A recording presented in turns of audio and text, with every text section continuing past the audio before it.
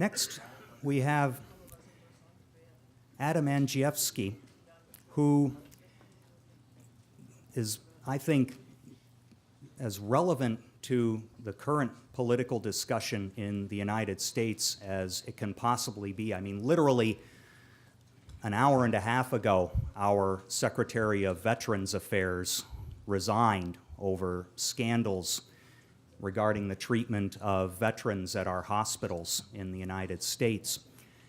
And Adam helped play a role in accountability that finally focused on the problem of care at these hospitals.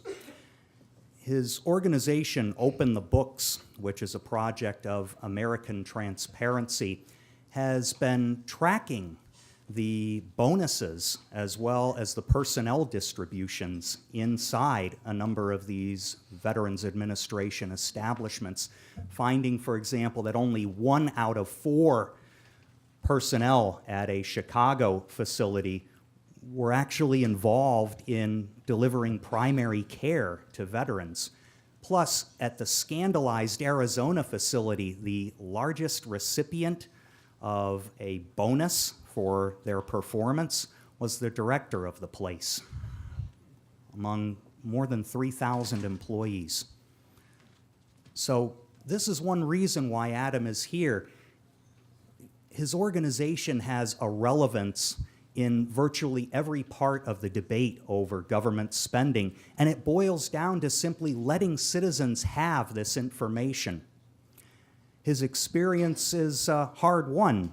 He successfully built a $20 million business with his brother and then decided it's time to go into public service, hit the ground running by putting his hat in the ring for governor of Illinois. And I think, doesn't Illinois lead the nation in the number of governors who've gone to jail? Yeah. Well, you wouldn't have been there. Too bad that voters didn't listen to you. He's written fantastic editorials, one in the Wall Street Journal that showcased this fascinating technology that taxpayers could actually use their iPhones to access federal spending by zip code. A revolutionary development.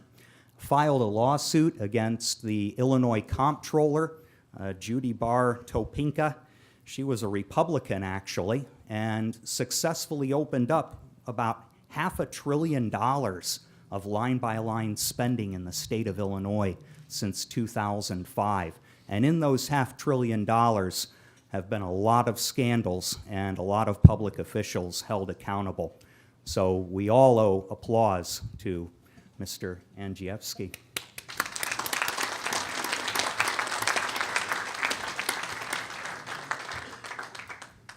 Well, when I ran for governor of I grew up in a small town of Herscher, Illinois. It was 1,200 people. And when I ran statewide, I used to say that I would rather run for governor of Illinois than walk beans to tassel corn and bale hay. So it wasn't so bad. Thank you very much for the kind introduction. Typically, in the States, I have the name that's the most difficult to pronounce. Probably not here at World Taxpayer Day, so it's great to be here. Second of all, I come from an area of the world where freedom and liberty in our generation is being constricted. As I like to say that in Illinois, corruption is our #1 manufactured product. We are trained in the Super Bowl of corruption, and so some of the ideas that we'll have a two-way conversation about today, hopefully if a nugget resonates with you, this would be wonderful. So I am the founder of OpenTheBooks.com, and it is our mission to post online every dime taxed and spent, not only at the federal level, but also at the state and the local level across America. And to that end, over the course of the last 3 years, we've aggregated 1 billion lines of government spending in our data commons. Now think about this. What are the latest transparency headlines from the states? Well, here's 3 of them. And it's the IRS with the health insurance data and the tax data opening up the private sector. And it's the CFPB, the Consumer Financial Protection Bureau, that is collecting all of the financial transactions in the private sector in the country. We all know about the NSA with the collection of the Meta Communications data footprint. So this is the new arms race. Government in the states is opening us up in the private sector, and at openthebooks.com, we are engaging in that arms race by simply opening up government and holding them accountable to we the people. This is the great debate in the states for the next 10 years. We won the tax argument. Tax rates were as low as they've ever been in the country in recent history. But we lost the spending argument. So what do? Government at all levels understands they need to cut inefficiencies and waste. But you cannot cut something that you cannot see. And we simply, for the first time ever, from the local all the way to the nation's capital, we show you where every dime is being spent so we can prove the cuts. Now, today we're going to talk about success in a public policy campaign. And I feel it's great to have a national impact. But if you cannot clean up the spending in your own backyard, we cannot complain about any other level of government. So first off, I just want to tell you how we started. And we started by posting the pay and pensions of virtually every single public employee at every level of Illinois government in my home state. And when we did that, this is what we found. In my own high school district, we found 200 educators made over 6 figures. In the neighboring district, we found a school district treasurer that had a salary of $163,000. The next year, it was $296,000. The citizens started asking questions. An investigation was started. It made the media. And in Cook County, that's the county with Chicago, the prosecutor cannot find corruption anywhere, and she indicted that treasurer for stealing up to $2 million over the last 20 years. So it's a very simple concept that we've always used to create real change. And it's the concept of the triangle, and I didn't invent it. On one end of the triangle is the media. On the other end of the triangle are the citizens and competitive candidates against the incumbent political class. And at the bottom of the triangle are organizations such as ours. And the success of creating real change is contingent on the pressure from those sides of the triangle. Jonathan talked about that. And I'm going to give you example after example of how we've been able to make that happen in Illinois and hopefully now on a national basis.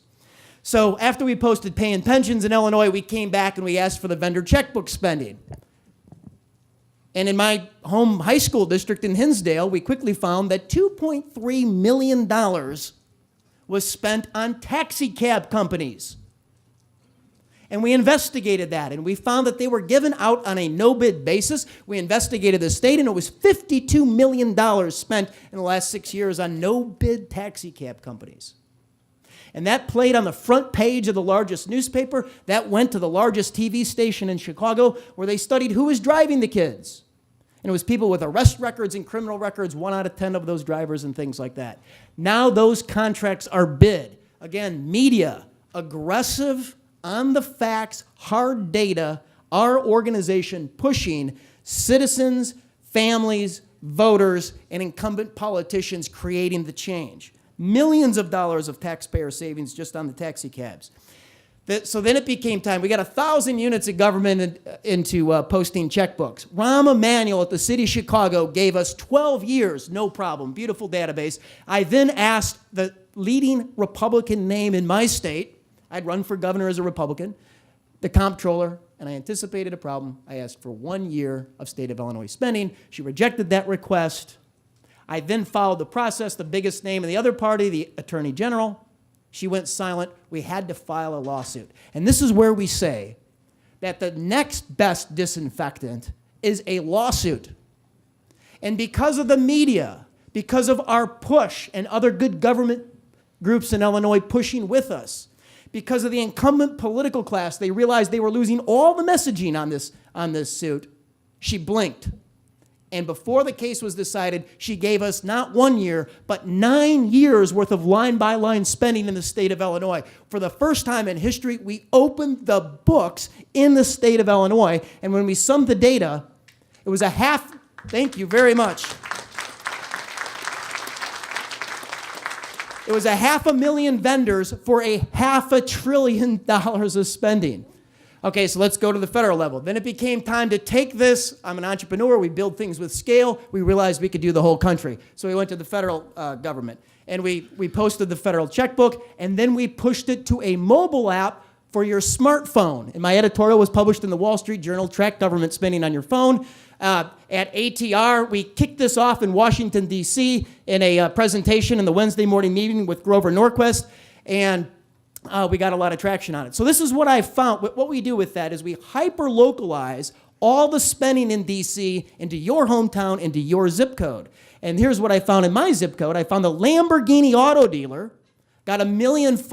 Our Rolex jeweler got $3.64 million. Where my daughters take theater and Irish dance, a nonprofit organization, got $1 million grant. This is in a town where the average home's $1 million. It's wrong. We authored a report. We studied all money since the year 2000 flowing into the Fortune 100. And Steve Moore at Heritage put this on the front page of Investors Business Daily. And he said, Republicans have lost their way. You cannot write legislation to take entitlements away from poor people if you're going to leave daddy war books on the dole. We found $1.3 trillion flowing to the Fortune 100 on crony capitalism. About $21.3 billion was outside of a bid or procurement process. These were direct subsidies, and some interesting things happened. David Stockman, Reagan's former budget chief, wrote about it, tweeted about it, and then HBO's Real Time with Bill Maher. Bill Maher wrote about it. He says everybody should read the report on crony capitalism at Open the Books. And we don't agree with Steve Moore oftentimes, but on this one, he's right. You see, hard data must drive your story and drive your campaign. And things are so far off in America, and probably your own locale, where it's not about politics. It's simply about right and wrong. And we can have Bill Maher and Steve Moore and David Stockman all agree on policy. So the VA scandal that's unfolding. So for 3 weeks, and we're busy at our shop, and Matt, if you could stand up, this is our Deputy Director, Matt Tiermond, and Matt was telling me for 3 weeks, pull our data. Let's look at that Phoenix VA facility. That was in the news.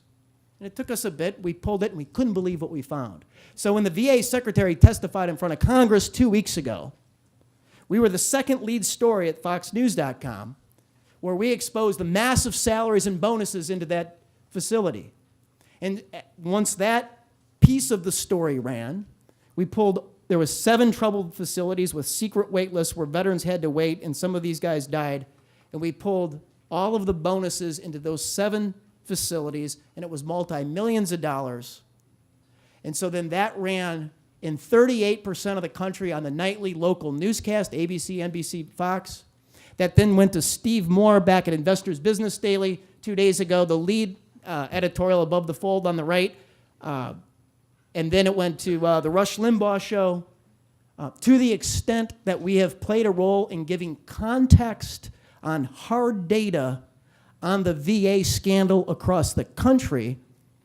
I am proud when I heard the news report this morning that that the president accepted the Secretary Shinseki's resignation.